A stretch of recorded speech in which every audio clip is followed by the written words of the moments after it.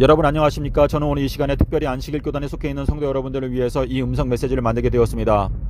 화인 여사가 하나님께로부터 계시를 받을 때에 오랜 시간 동안에 계시를 받으면서 그녀는 숨을 쉬지 않았습니다. 심장은 정상적으로 작동하였지만 그녀는 계시를 받는 시간 동안에 전혀 숨을 쉬지 않았습니다. 자, 이 내용이 성경적으로 어떠한 의미를 갖고 있는지 생각해 보겠습니다. 데살로니가전서 4장 17절에서 우리가 구름 속으로 끌어올려져서 공기 중에서 주님을 영접하게 된다라고 말하고 있습니다. 자, 이 공기라고 하는 단어가 거기에 나오는데 한글 성경에는 공중이라고 번역을 하였습니다. 에베소서 2장 2절에 공기 중에 권세 잡은 자, 곧 불순종하는 자들 가운데 역사하는 영이라고 말하고 있습니다. 자, 사단은 이 세상의 전체에 공기의 권세를 잡고 있습니다. 예수님께서 부활하셨을 때 숨을 내쉬며 가라사대 성령을 받으라 라고 말씀하셨는데, 이것은 요한복음 6장 63절에서 내가 너희들에게 이른 말이 영이고 생명이다.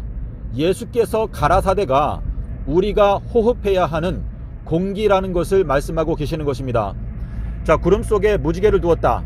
자, 그런데 구름 속으로 끌어올려지기 위해서는 구름 속에서 말씀하시는 아버지의 음성, 마태복음 17장 5절에서 구름 속에서 아버지께서 말씀하시기를 너희들은 내 아들의 음성을 들어라.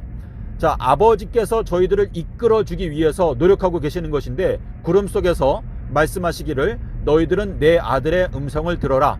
요한복음 6장 65절에서 아버지께서 이끌어주지 아니하시면 아무라도 내게로 올 수 없노라 라고 하는 그 말씀을 생각할 때 저희들은 아버지의 이끌림, 너희들은 내 아들의 음성에 귀를 기울여라. 이 말은 다른 말로 하면 너희들은 내 아들의 말을 너희들의 호흡으로 삼아라 라고 하는 의미가 되겠습니다. 자, 구름 속으로 끌어올려지게 되면 구름 속에 들어가서 무지개를 발견하고 무지개가 두르고 있는 하나님의 보좌를 발견하게 됩니다.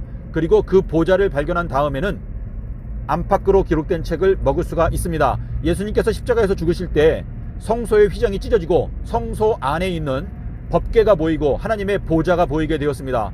예수님께서 서기 30년 4월 5일 수요일에 십자가에서 죽으셨다라고 하는 그 내용이 에스겔 1장 1절에 예언되어져 있습니다. 30년 4월 5일날. 자, 안식일 교단에 속해 있는 성도 여러분, 화인 여사가 하나님께로부터 계시를 받을 때에 그 계시받은 내용을 그녀의 글에 기록해 놓았습니다. 하지만 그녀가 기록한 내용들은 계시받은 내용만 기록해 놓은 것이 아닙니다. 화인 여사는 도서관에서 성경을 공부하면서 자기가 생각하는 것을 또한 기록해 놓았습니다. 화인 여사는 저희들에게 분명히 말하기를 여러분께서 백성들에게 제시할 수 있는 가장 강력한 증언은 예수께서 가라사대이다 라고 말하면서 화인 여사를 찾지 말고 능력의 하나님의 말씀으로 가라 라고 말하고 있습니다. 자, 예수님께서 마태복음 24장에서 세상 끝이 오게 되면 인자의 징조가 보이게 된다. 번개가 동편에서 번쩍하여 서편까지 비추게 되는 것처럼 인자의 징조가 동방에서 발생하여 서방에 있는 사람들을 비추어주게 될 것이다. 인자의 징조, 인자가 삼낮삼밤을 땅속에서 지내리라.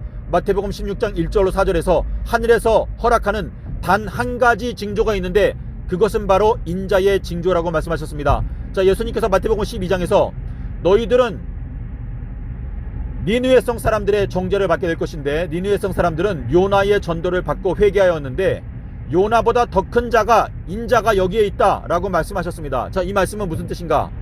자, 요나의 징조, 요나가 물고기 뱃속에서 삼낮 삼밤 있었다는 것을 믿지 않는 자들은 예수님께서 땅속에서 삼낮 삼밤 계셨다라고 하는 인자의 징조도 믿지 않게 되는 것입니다. 자, 인자의 징조. 자, 주님께서는 엘리야를 인자라고 말씀을 하셨습니다. 마가복음 9장 12절 13절.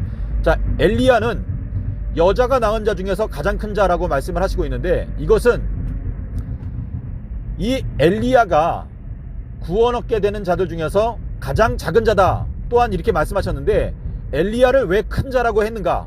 왜냐하면 엘리야가 깨달은 지혜가 솔로몬의 지혜보다도 더 큰 지혜이기 때문에 엘리야를 큰 자라고 말했고, 하나님의 나라에서는 가장 작은 자라도 저보다 크다 라고 하는 것은 엘리야는 주님의 눈으로 볼 때 구원 얻게 되는 주님의 자녀들 중에서는 가장 지극히 작은 자에 해당된다 라고 말씀을 하고 계시는 것입니다. 주님께서는 지극히 작은 자 하나에게 한 것이 곧 나에게 한 것이다 라고 말씀을 하셨습니다. 저희들은 이 마지막 엄숙한 시대에 마음을 겸비하게 하고 하나님의 뜻을 받들기 위하여 진실로 노력을 해야 합니다. 예수님께서는 서기 30년 4월 5일 수요일에 십자가에서 죽으시고 목금토를 땅속에서 지내시고 일요일에 부활을 하셨습니다. 안식일 교단에 속해 있는 사람들은 어느 다른 교단보다도 인자의 징조를 기다리고 있습니다. 하지만 제가 2013년부터 지금 12년째 안식일 교단을 향해서 인자의 징조, 인자가 삼낮 삼밤을 땅속에서 지내리라, 이 말씀을 증거하고 있지만 이 말씀을 받아들이는 안식일 교단에 속해 있는 성도는 찾아보기가 어렵습니다.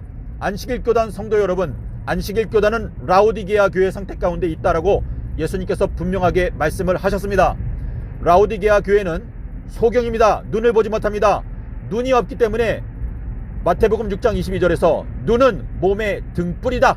등불은 침례 요한이다. 엘리야다. 요한복음 5장 35절. 자, 라오디게아 교회에게, 안식일 교단에게 지금 가장 필요한 것은 엘리야의 메시지가 되겠습니다. 엘리야가 외치기를 주의 길을 곧게 하라. 주님의 길 삼낮 삼밤 땅속에서 정신을 차리치다. 한국 재림교회가 깨어나야 전세계 재림교회가 깨어나게 되는 것입니다. 에스겔 43장에서 여호와께서는 동쪽으로 들어와서 서쪽으로 진행하여 나가신다 라고 말씀하셨습니다. 동방의 나라 안식일 교단에서부터 예수님의 영광이 나타나서 서방으로 비추어 나갈 수 있도록 안식일 교단에 속해 있는 성도 여러분 깨어나시기를 바랍니다.